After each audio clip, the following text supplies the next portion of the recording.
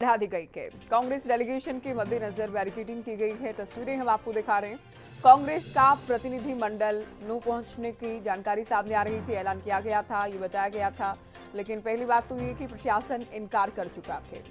दूसरा, अगर उसके बावजूद भी कांग्रेस का प्रतिनिधि मंडल आता है, कांग्रेस के नेता आते हैं, तो तैयारी पूरी है।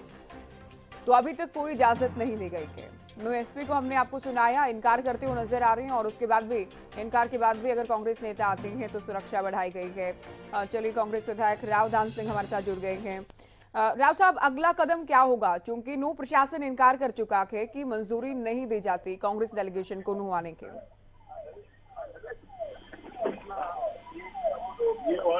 हेलो, आवाज मिल रही है सर आपको? हेलो। आप लोगों के नू दौरे को प्रशासन ने इजाजत नहीं दी है, मंजूरी नहीं दी गई है। अगला कदम क्या होगा आप लोगों का? जाएंगे आप लोग नू? हेलो, आवाज मिल रही है आपको? दान सिंह जी, आवाज मिल रही है आपको?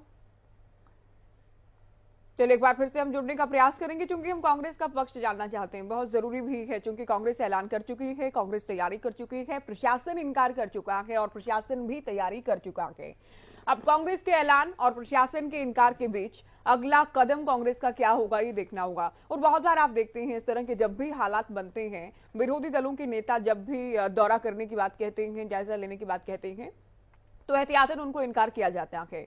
और इस बार भी ऐसा कुछ हुआ कि ऐसा ही कुछ हुआ कि कल भी दिल्ली में जब कांग्रेस से सवाल पूछा गया कि अगर आप लोगों को मंजूरी नहीं मिलती है तो क्या, तो कांग्रेस की ओर से, कांग्रेस नेताओं की ओर से कहा गया कि जिस वक्त कर्फ्यू में ढील होगी उस वक्त हम जाएंगे।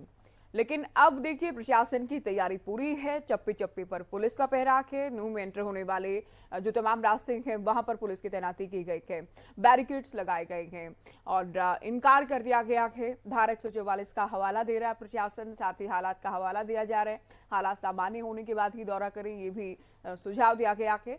इनका दौरा करने से, कांग्रेस का दौरा करने से हालात बिगड़ सकते हैं। कोई ना कोई राजनीतिक बयानबाजी भी ऐसी हो सकती है जो हालात बिगाड़ने वाली हो सकती है, ये नूह के एसपी का कहना है।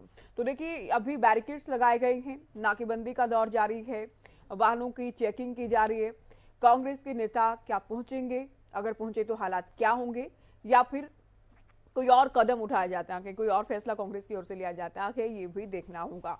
तो इस वक्त की बेहद अहम खबर हम आपको बता रहे हैं। राजनीतिक दौरे से प्रशासन का काम बढ़ेगा, मुश्किलें बढ़ेंगी, ये कांग्रेस नेताओं से अपील है नूह के एसपी की।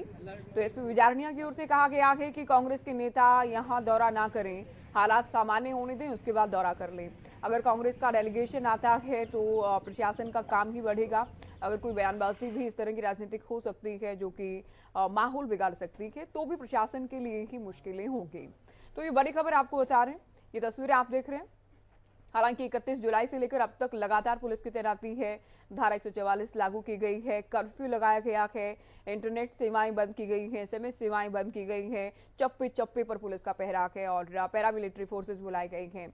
लेकिन इस बीच बड़ी खबर यह है कि कांग्रेस ने ऐलान किया था कि कांग्रेस का प्रतिनिधि मंडल नूह के हालात का जायजा लेगा, नूह के लोगों से मुलाकात करेगा, वहां के हालात को करीब से जानेगा। लेकिन अब इसमें अपडेट ये है, बड़ी अपडेट इसमें ये है कि नूह प्रशासन इनकार कर चुका है।